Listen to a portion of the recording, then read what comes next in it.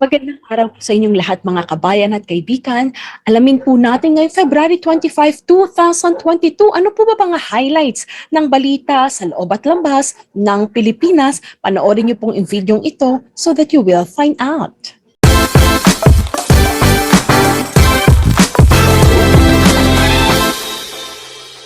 Magandang araw po sa inyong lahat mga kabayan at kaibigan. Welcome to Jamey Iris TALK TV, kung saan we discuss, we talk, we chat about different important topics, whether sa travel guidelines po yan or protocols, mga highlights ng balita sa Pilipinas, at ano pa po ba yung ibang makakatulong sa inyong buhay when it comes to as an OFW, balikbayan, or mga Filipino nakatira po sa iba't ibang panig ng bansa. Yan pong ating tinatalakay dito sa ating channel. So sa mga subscribers po natin, welcome back at maraming salamat sa patuloy niyo pong panonood at pagsubaybay. At syempre, kung meron po tayong mga bisita or first time niyo po nakapanood ng aking channel, welcome po at looking forward.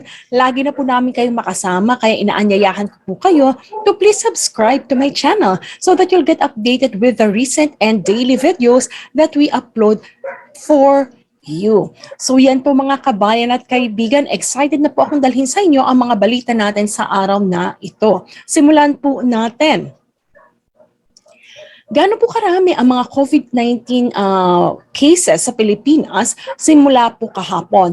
Mula po sa DOH, nakapagtala po sila ng 1,745 na karagdagang kaso ng COVID-19.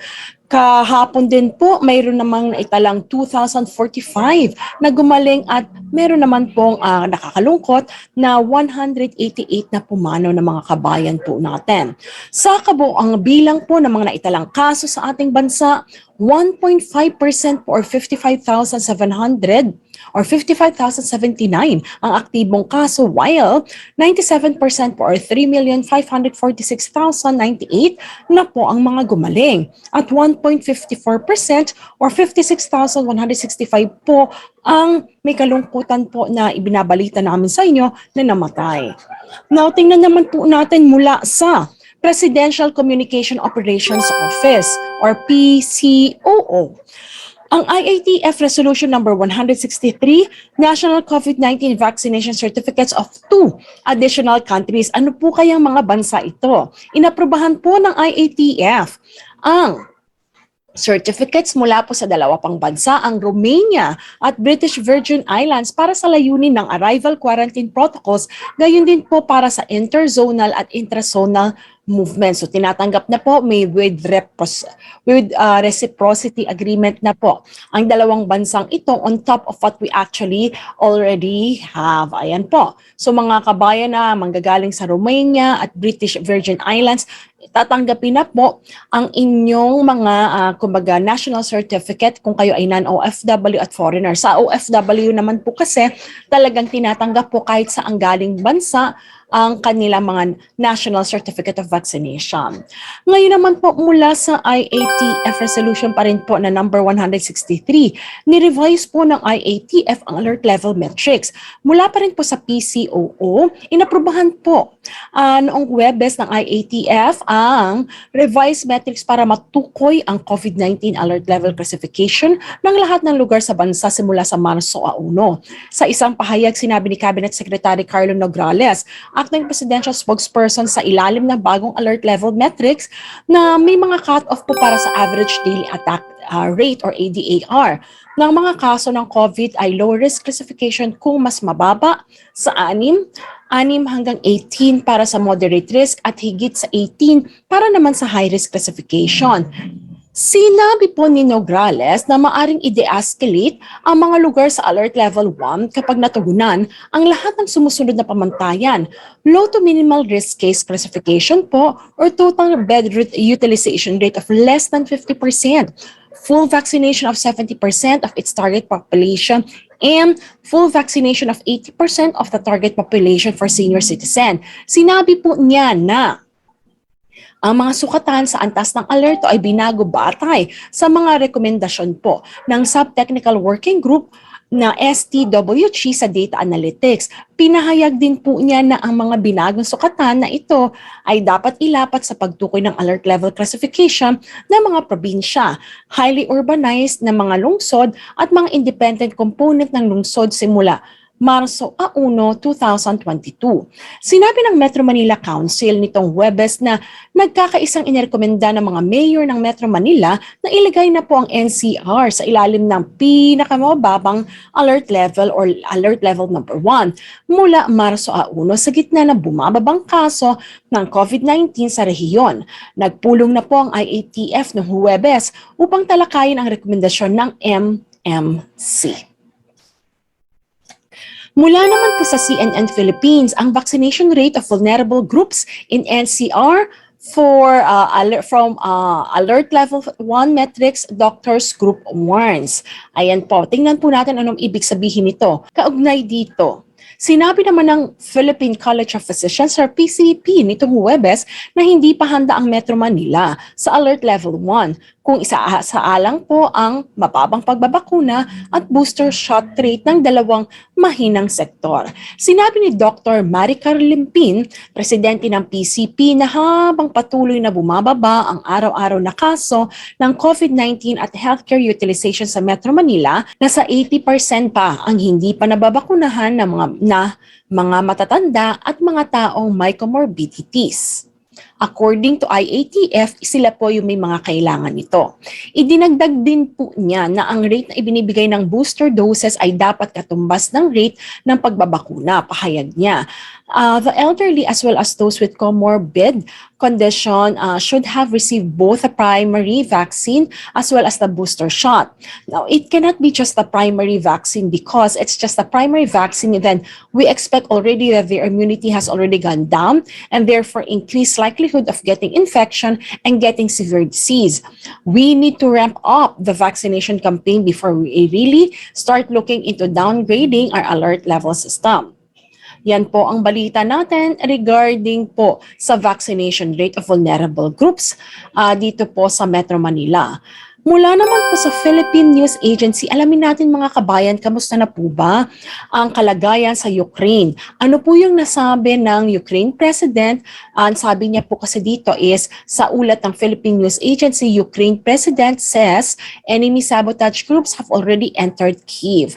Sinabi po ng Ukraine President na si Volodymyr Zelensky noong Biyernes na nakapasok na po sa kabisera ng Kyiv ang mga enemy sabotage groups ng Russia. Sa isang Facebook video message ng presidente, sinabi niya po na ang army ay nagawang protektahan ang halos buong teritoryo, kasama na po dito ang airport ng Hostomel sa rehiyon ng Kyiv mula sa mga pwersa ng Russia.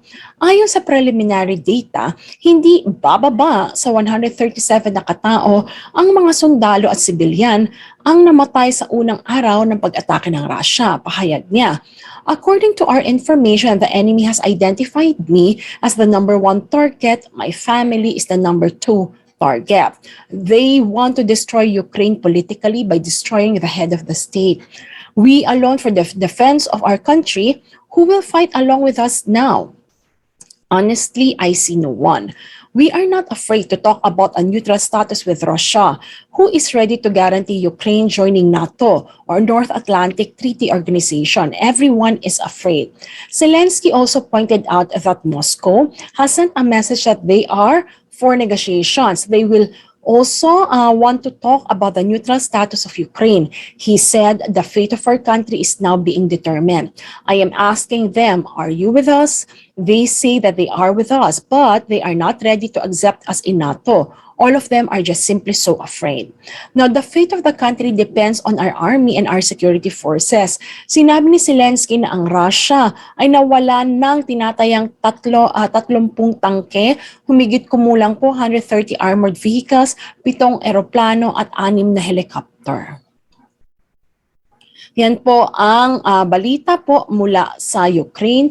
Dagdagan pa po natin ito mula naman po sa DFA na si Locsin, sinabi niya po going to personally see the safety of Filipinos at Ukrainian border. Sabi po sa Inquirer.net, sinabi po ni Foreign Affairs Secretary Teodoro Locsin Jr. na siya ay patungo na po sa Ukraine upang alamin ang kaligtasan ng mga Filipino sa paglulunsad ng Russia sa pag-atake sa silangang bahagi ng Europa. Mula po sa isang tweet ni DFA Chief, sa Twitter sinabi niya na, I'm going with ASEC Jet Lada and George Pineda, my protocol to personally see the safety of my people at Ukrainian border. Deeply grateful to Poland. Will never forget this, the DFA chief wrote on Twitter. Sa ngayon po, 6 na Pinoy na po ang naiuwi ng DFA mula sa Ukraine. Nakahanda rin umano itong tumulong sa iba pang mga Filipino na nagnanais na makauwi sa Pilipinas sa gitna ng crisis. Sinabi ng DFA na sa ngayon ay umaabot na po na 181 Filipino ang nasarog Ukraine. Pahayag po ng DFA sa isang statement, for now, we urge our kababayan sa Ukraine not to panic but to exercise caution and mind their movement, to keep their vigilance and to maintain communication with the Philippine Embassy in Lviv or the Consulate General in Kyiv should they need any assistance. We also wish to assure our kababayans that the DFA will maintain its presence in Lviv in support of the Consulate General in Kyiv as long as there is a clear and present need.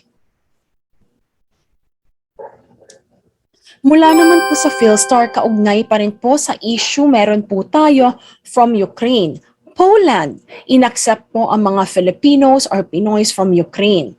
Ayon sa Malacanang at Department of Foreign Affairs, patuloy ang pagpapauwi ng mga Filipino mula sa Ukraine. Ang bansang Poland naman po ay handang tumulong na pansamantalang kunin po ang ibang Filipino mula sa Ukraine kahit walang visa while the Russia forces began their offensive on its former satellite state.